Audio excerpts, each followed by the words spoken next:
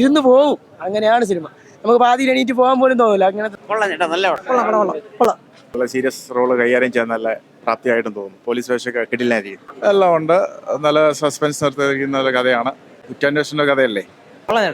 കുഴപ്പമില്ല. Investigation thriller. ഷാപ്പിന്റെ പേര് അത്രേ ഉള്ളൂ. അടിപൊളിയായിരുന്നു, നല്ല എക്സ്പീരിയൻസ് ആയിരുന്നു. അല്ലല്ല, അങ്ങനെ ഒന്നല്ല, അത് മിസ്റ്ററി ത്രില്ലർ ആ ഒരു ജോൺറയാണ്. പിന്നെ ഡാർക്ക് ഹ്യൂമർ ഒക്കെ വർക്ക്ഔട്ട് ആയിട്ടുണ്ട്. നല്ല ഡയറക്ഷനും നല്ല സ്ക്രിപ്റ്റ് ഒക്കെ അടിപൊളിയായിരുന്നു, നല്ല എക്സ്പീരിയൻസ് ആയിരുന്നു. അടിപൊളി പടം. നല്ല ത്രില്ലർ എല്ലാം ഉണ്ട്. ഡാർക്ക് കോമഡി ത്രില്ലർ എല്ലാം നൈസായിട്ട് ട്വിസ്റ്റും എല്ലാം അടിപൊളി. ടെക്നിക്കൽ സൈഡൊക്കെ നല്ലതായിരുന്നു.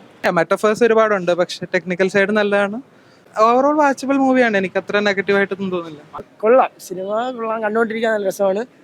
എക്സൈറ്റഡ് ആണ്. നമ്മളൊരു സംഭവം നടക്കുമ്പം അതിന് എന്താവും നമ്മൾ ആലോചിച്ച് അങ്ങനത്തെ സിനിമ അടിപൊളിയാണ്.